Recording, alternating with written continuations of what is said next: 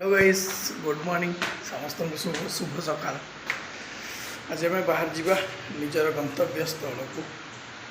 तो सकाल प्रबल वर्षा बाबा कि वर्षा हो सपटे वर्षा वर्षा होनी सका कहीं झड़ी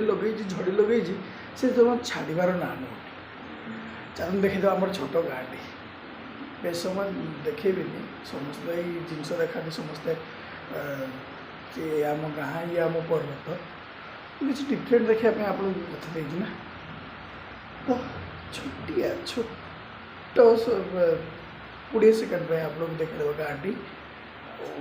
बाहर एमती वर्षा हो चारिआडे कुहुड़ी पाग आ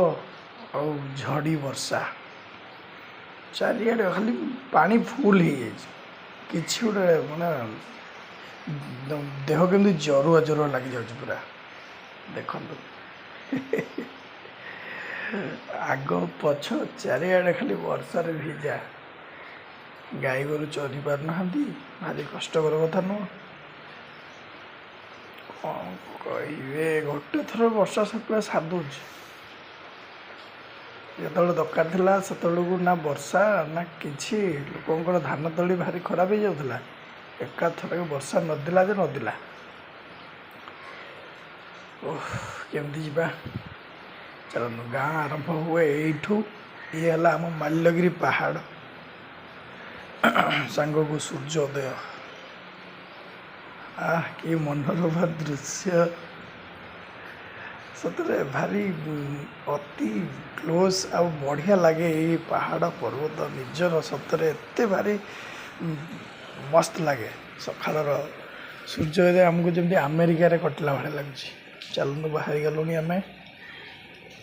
आम निज गंतव्य स्थल को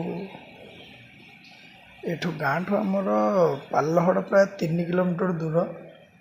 आउ खास यू आरंभ हुए गोनू बाबूर यूट्यूब चैनल साइड्रे गला खाली वर्षा होता बोली केते सुंदर माने सफा सुतरा हो पूरा माने निज एरिया को भी मुझे चिन्ह पारनी एत सफा सुतरा बाबा माल्यगिरी पहाड़ कौन देखा